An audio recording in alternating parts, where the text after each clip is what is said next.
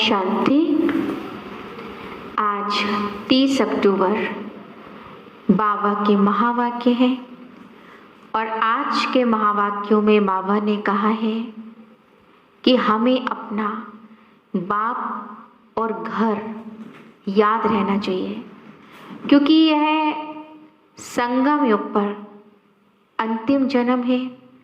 घर जाने का समय है। घर अर्थात जो आत्मा का असली ओरिजिनल घर है, परम धाम। तो जहाँ जा रहे हैं और जिसके पास जा रहे हैं, तो हमें उसकी याद स्वतः ही आना स्टार्ट हो जाती है। तो सत्युग में हम जाएंगे, पर उससे पहले हम सभी अपने स्वीट साइलेंस होम घर जाएंगे, जो हमारे प्यारे पिता परमात्मा का घर है और हम आत्माओं का घर है। इसलिए बाबा ने कहा, संगम युग पर बच्चे तुम अपने घर को याद करो बार बार। भले इस दुनिया में रहते हो, कारोबार में रहते हो, मित्र संबंधियों के बीच में रहते हो, लेकिन तुम्हें अपने मूल घर परम धाम की याद आनी चाहिए कि हम कहाँ के रहवासी हैं, कि मैं आत्मा इस सृष्टि पर एक एक्टर हूँ। मेरा असली घर तो परम धाम है। और हमें अपने पिता परमात्मा की भी याद आनी चाहिए कि मेरा पिता परमात्मा भी परम धाम का रहवासी है। तो आइए आज सुनते हैं बाबा के महावाक्य, बाबा के ही शब्दों में। 30 अक्टूबर आज बाबा ने हम सभी को श्रीमत दी है। मीठे बच्चे, तुम्हें एक बाप से एक मत मिलती है, जिसे अद्वैत मत कहते हैं। इसी अद्वैत मत से तुम्हें देवता बनना है। द्वापर युग से तो हमें अनेकों की मतें मिली, द्वापर ही अर्थात द्वैत मत, पर संगम पर हमें सिर्फ एक मत मिलती है, जिसे कहते हैं अद्वैत मत। तो एक अद्वैत अर्थात परमात्मा की ही अब हमें श्रीमत पर चलना है। आज की मुरली से प्रश्न है, मनुष्य इस भूल भुलैया के खेल में सबसे मुख्य बात कौन सी भूल गए हैं? बाबा ने बताया, उत्तर है हमारा घर कहाँ है। उसका रास्ता ही इस खेल में आकर हम भूल गए हैं। पता ही नहीं है कि घर कब जाना है और कैसे जाना है। अभी बाप आए हैं तुम सबको साथ ले जाने।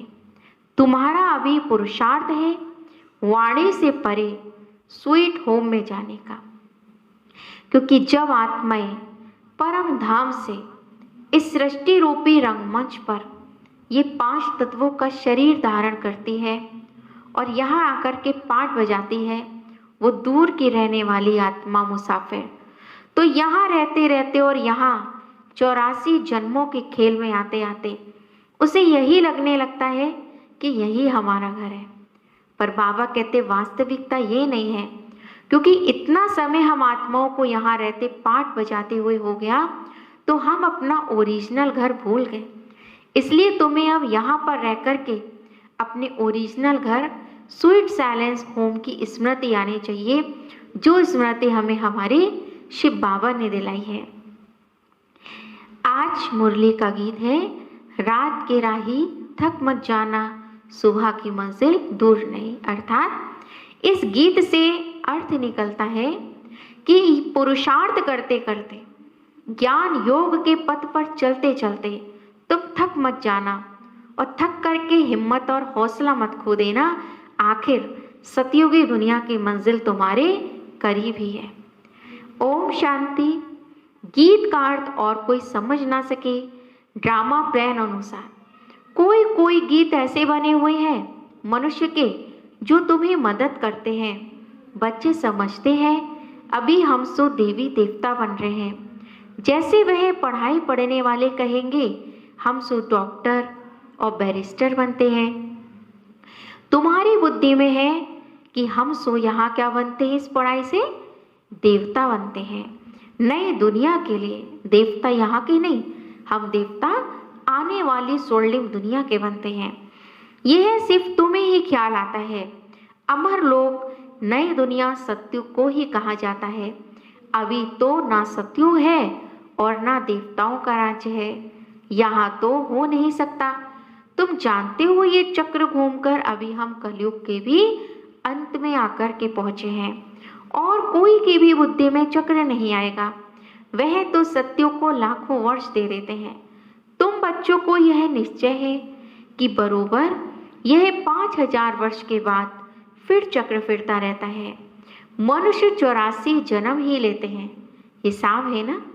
इस देवी देवता धर्म को अद्वैत मत भी कहा जाता है, अद्वैत शास्त्र भी माना जाता है। वह भी एक ही है, बाकी तो अनेक धर्म है और शास्त्र भी अनेक है। तुम हो एक, एक द्वारा एक मत मिलती है, उसको कहा जाता है अद्वैत मत। यह अद्वैत मत इस समय तुमको मिलती है। देवी देवता बनने के लिए यह पढ़ाई है ना, इसलिए बाप को ज्ञान सागर नॉलेजफुल कहा जाता है। बच्चे समझते हैं हमको भगवान पढ़ाते हैं नई दुनिया के लिए।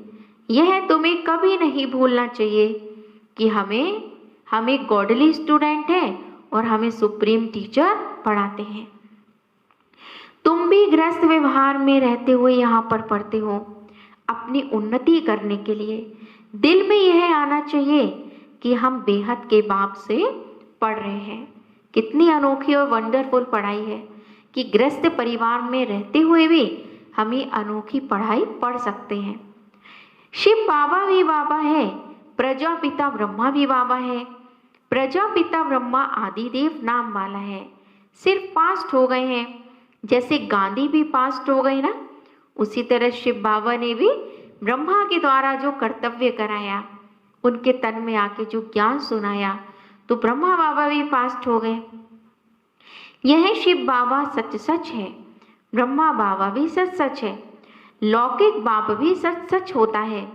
बाकी मेयर आदि को तो ऐसे ही बाबू कह देते हैं, वह सब है आर्टिफिशियल और यह है रियल। परमात्मा बाप आकर आत्माओं को प्रजापिता ब्रह्मा द्वारा हमें अपना बनाते हैं। उनको तो जरूर ढेर बच्चे होंगे, शिव बाबा की तो सभी संतान हैं, उनको सभी याद करते हैं। फिर भी कोई कोई उनको भी नहीं मानते, पक्के नास्तिक होते हैं जो कहते हैं ये संकल्प की दुनिया बनी हुई है। अभी तुमको बाप समझाते, यह बुद्धि में याद रखो कि हम पढ़ रहे हैं। क्या पढ़ रहे हैं? ईश्वरीय पढ़ाई, देवता बनने के लिए। पढ़ाने वाला है शिव बाबा। यह रात दिन तुम्हें याद रहना चाहिए। यही माया घड़ी घड़ी भुला देती है, इसलिए याद करना होता है। बाप टीचर गुरु तीनों को भूल जाते है भी एक ही, फिर भी भूल जाते हैं। रावण के साथ लड़ाई इसमें है। बाप कहते, ही आत्माएं, तुम सतो प्रधान थी और अभी तुम तमो प्रधान बन गई हो। क्यों बन गए हैं? क्योंकि हमारे अंदर जो नैतिकता थी, जो गुण थे, दैवी गुण थे, उनका पतन हो चुका। अभी तुमको बाप समझाते हैं, यह बुद्धि में याद रखो। तुम जब शांति धाम में थे तो वहां सब पवित्र थे। अपवित्र आत्मा तो कोई रह ना सके शांति धाम अर्थात परम धाम में। सबको सजाएं भोग कर पवित्र जरूर बनना है, क्योंकि आत्मा अपने घर ऐसे ही नहीं जाएगी, वो पवित्र बनकर के ही जाएगी। पवित्र बनने बगैर तो कोई वापस घर जा ही नहीं सकता है। भल कोई कह देते हैं ब्रह्म में लीन हुआ, फलाना ज्योति ज्योत समाया। यह तो सब है भक्ति मार्ग की अनेक मतें। तुम्हारी यह है अद्वैत मत। मनुष्य से देवता तो एक बाप ही बना सकते हैं। कल्प कल्प बाप आते हैं पढ़ाने, उनकी एक्ट हूबहू कल्प पहले मुआफिक ही चलती है। यह अनादि बना बनाया ड्रामा है ना। इस्लामिज्म, बुद्धिज्म, कृष्णिज्म आदि जिसमें राजाई चलती है। ब्राह्मणों की राजाई नहीं है, ना कौरवों की राजाई है। अभी तुम बच्चों को घड़ी घड़ी याद करना है बेहद के बाप को। तुम ब्राह्मणों को भी समझा सकते हो, बाबा ने बहुत बार समझाया है। पहले पहले ब्राह्मण चोटी है, ब्रह्मा की वंशावली तो पहले पहले तुम हो। यह तुम जानते हो कि भक्ति मार्ग में हम ही पूज्य से पुजारी बनते हैं, फिर अभी हम पूज्य बन रहे हैं। वह ब्राह्मण गृहस्थी होते हैं, ना कि सन्यासी। सन्यासी हठयोगी हैं। घर बार छोड़ना हठ है ना, कि घर बार छोड़ करके हट करके चले जाते हैं। हठयोगी भी अनेक प्रकार के योग सिखलाते हैं। जयपुर में हठयोगियों का भी म्यूजियम है। राजयोग के चित्र है नहीं, राजयोग के चित्र हैं ही यहाँ देलवाड़ा में। इनका म्यूजियम तो है नहीं। हठ योग के कितने म्यूजियम होते हैं, पर बाबा कहते राजयोग का कोई भी म्यूजियम नहीं है।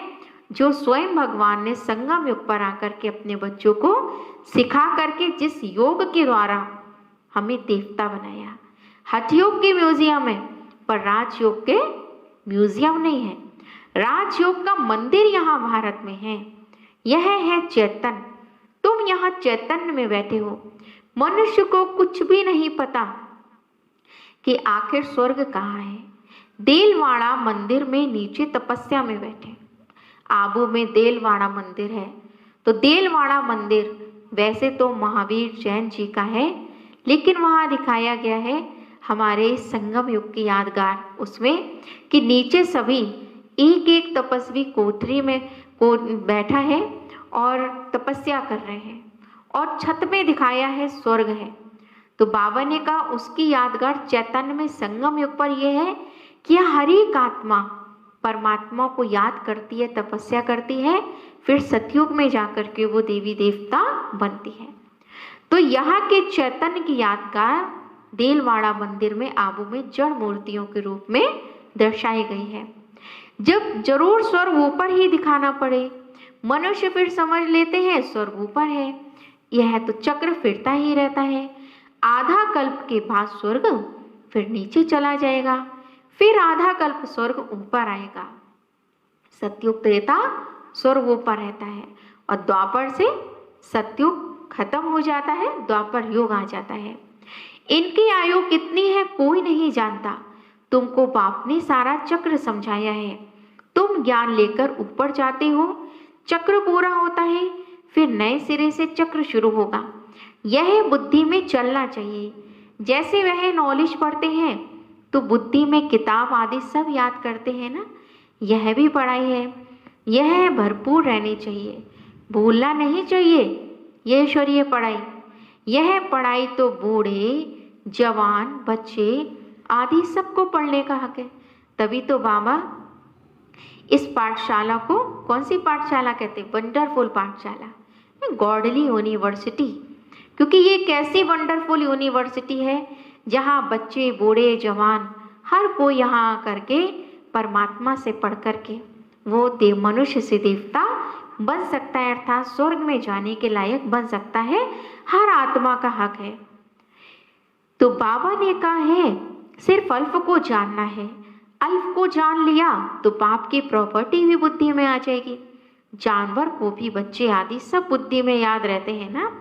जंगल में जाएंगे तो भी घर और बछड़े याद आते रहेंगे, आप ही ढूंढ कर आ जाते हैं।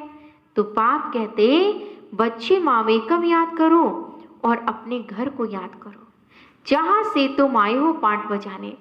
आत्मा को घर बहुत प्यारा लगता है, कितना याद करते हैं, परंतु रास्ता भूल गए हैं। तुम्हारी बुद्धि में हम बहुत दूर रहते हैं, परंतु वहाँ जाना कैसे होता है, हम क्यों नहीं जा सकते, यह कुछ भी पता नहीं है। इसलिए बाबा ने बताया था भूल भुलैया का खेल भी बनाते हैं। जहाँ से जाएं दरवाज़ा बंद। भूल भुलैया का खेल कहाँ है, लखनऊ में, कि चले तो जाते हैं उसके अंदर, पर बाहर निकलने के इतने रास्ते हैं और कई रास्ते तो उसमें बंद हैं और कई रास्तों में हम भटक जाते हैं। तो ऐसे ही बाबा कहते तुम जानते हो कि इस लड़ाई के बाद स्वर्ग का दरवाज़ा खुलता है। इस मृत्यु लोक से सब जाएंगे, इस मृत्यु लोक से सब जाएंगे और अमर लोक में आएंगे। इतने सब मनुष्य नंबरवार धर्म अनुसार और पाठ अनुसार जाकर रहेंगे। तुम्हारी बुद्धि में ये सब बातें हैं। मनुष्य ब्रह्म तत्व में जाने के लिए कितना माथा मारते हैं। वाणी से परे जाना है। आत्मा शरीर से निकल जाती है तो फिर आवाज नहीं रहता, फिर तो बोल ही नहीं सकता ये शरीर मुख। बच्चे जानते हैं हमारा तो वह स्वीट होम है, फिर देवताओं की है स्वीट राजधानी, अद्वैत राजधानी। बाप आकर के राजयोग सिखलाते हैं, सारी नॉलेज समझाते हैं, जिसके फिर भक्ति मार्ग में शास्त्र आदि बैठ करके बनाए हैं। जो परमात्मा ने प्रैक्टिकल चैतन्य रूप में संगम युग पर हम आत्माओं को आके ज्ञान दिया, तो बाबा ने कहा उसका यादगार भक्ति मार्ग में द्वापर से दिखाया गया है शास्त्रों के रूप में। अभी तुमको वे शास्त्र आदि तो अब नहीं पढ़ना, उन स्कूलों में बुढ़िया आदि नहीं पढ़ती हैं, यहाँ तो सब पढ़ते हैं। तुम बच्चे अमर लोक में देवता बन करके जाते हो, वहाँ कोई ऐसे अक्षर नहीं बोले जाते जिससे किसी की ग्लानि हो। तुम जानते हो स्वर्ग पास्ट हो गया है, उनकी महिमा है। कितने मंदिर बनाते हैं, उनसे पूछो यह लक्ष्मी नारायण कब होकर के गए हैं जिसका तुमने मंदिर बनाया है, तो कुछ भी पता नहीं है। अभी तुम जानते हो हमको अपने घर जाना है, बच्चों को समझाया है ओम का अर्थ अलग है और हम सो का अर्थ अलग है। उन्होंने फिर ओम सो हम सो का अर्थ एक कर दिया है। तुम आत्मा शांति धाम की रहने वाली हो, फिर आती हो यहाँ पाठ बजाने। देवता क्षत्रिय वैश्य शूद्र बनते हैं, ओम अर्थात हम आत्मा, कितना फर्क है, फिर वह दोनों को एक कर देते हैं। यह बुद्धि से समझने की बातें हैं। कोई पूरी रीति नहीं समझते हैं तो झुटका खाते रहते हैं, कमाई में कभी झुटका नहीं खाते हैं। तो ये भी क्या है, जब तक हम परमात्मा के महावाक्यों को सुनते हैं तब तक हमारी समझो कमाई है। वह कमाई तो है अल्पकाल के लिए, और ये कमाई तो जिसमें हम झुटका मारते हैं वो तो आधा कल्प के लिए है। परंतु बुद्धि और तरफ भटकती है तो फिर थक जाते हैं, उबासी देते रहते हैं। तुमको आंखें बंद करके नहीं बैठना है। तुम जानते हो आत्मा अविनाशी है और शरीर विनाशी है। कलयुगी नरकवासी मनुष्य को देखने और तुम्हारे देखने में भी रात दिन का फर्क हो जाता है।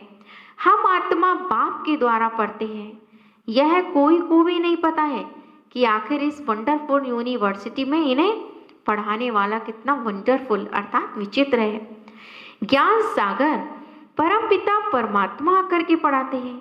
हम आत्मा सुन रहे हैं, अपने को आत्मा समझ बाप को याद करने से विकर्म विनाश होंगे, तुम्हारी बुद्धि ऊपर चली जाएगी। शिव बाबा हमको नॉलेज सुना रहे हैं, इसमें बुद्धि बहुत रिफाइन होनी चाहिए। रिफाइन बुद्धि के लिए बाप युक्ति क्या बताते हैं, अपने को आत्मा समझने से बाप जरूर जरूर याद आएगा। अपने को आत्मा समझते ही इसलिए हैं कि हमें परमात्मा की याद पड़े। जैसे हम अपने को बच्चा समझते हैं तो माता पिता याद आते हैं, हम अपने को स्टूडेंट समझते हैं तो टीचर्स होता याद आता है, पेशेंट समझते हैं तो डॉक्टर्स होता याद आता है। ऐसी बाबा कहते जब तुम अपने को आत्मा समझते हो तो तुम्हें पिता परमात्मा शिव बाबा की याद स्वतः ही आती है। तो वहां तो है प्रारब्ध सुख ही सुख, दुख की बात नहीं। उनको हेवन कहते हैं, हेवनली गॉड फादर ही हेवन का मालिक बनाते हैं। और ऐसे बाप को भी कितना भूल जाते हैं बच्चे। बाप आकर के बच्चों को एडॉप्ट करते हैं। मारवाड़ी लोग बहुत एडॉप्ट करते हैं, तो उनको खुशी होगी ना कि मैं साहूकार की गोद में आ गया। ऐसी बाबा कहते तुम भी कितने साधारण थे, लेकिन जब भगवान की नजर तुम्हारे ऊपर पड़ी तो परमात्मा की नजर पड़ने से एक तो हम कीमती हो गए और दूसरा हम उसकी गोद में आकर माला माल अर्थात साहूकार हो गए। तो ये बात सोच सोच करके तुम्हें कितना नशा चढ़ना चाहिए। साहूकार का बच्चा गरीब के पास फिर कभी नहीं जाएगा। ऐसी बाबा कहते अब तुम परमात्मा की गोद में आ गए तो अब तुम उस वापस दुनिया में नहीं जा सकते। यह प्रजापिता ब्रह्मा के बच्चे हैं तो जरूर मुख वंशावली होंगे ना।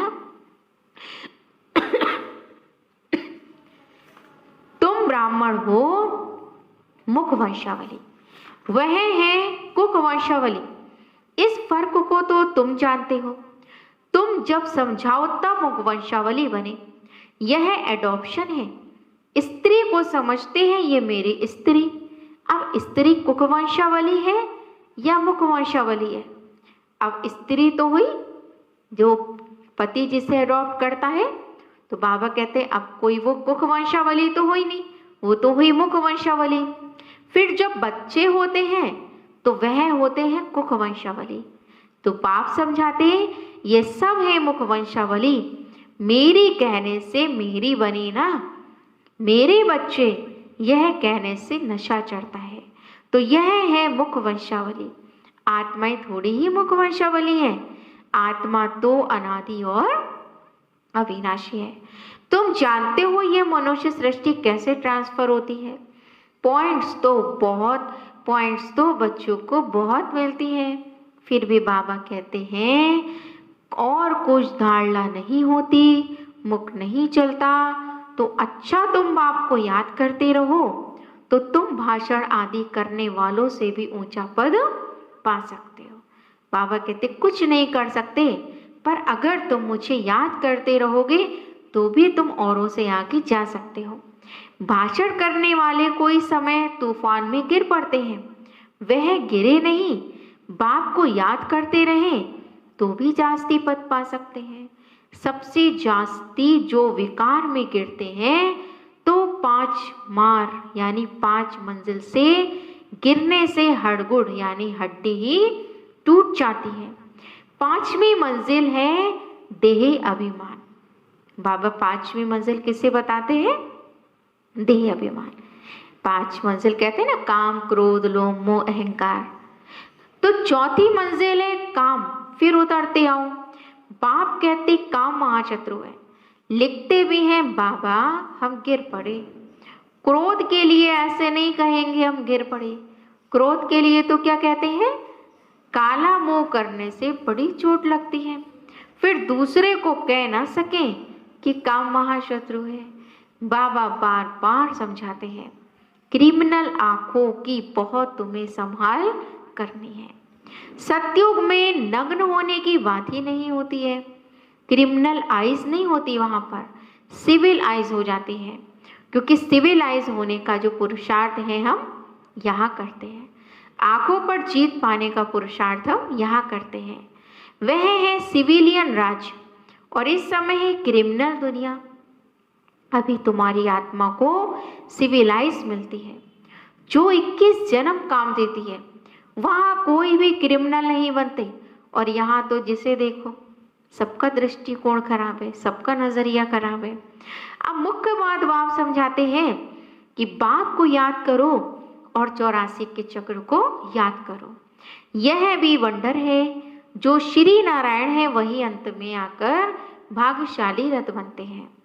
उनमें बाप की प्रवेशता होती है तो भाग्यशाली बनते। बाबा कहते ये जो ब्रह्मा की आत्मा है ये सतयुगी दुनिया के पहले जन्म में श्री नारायण थी, पर ये 84 जन्म लेते लेते यही आत्मा ब्रह्मा बनी, अर्थात भागीरथ भगवान का रथ बनी, जिसमें बाप ने फिर प्रवेश करके हम सभी को भाग्यशाली बनाया, अर्थात हमें सत्य ज्ञान दिया।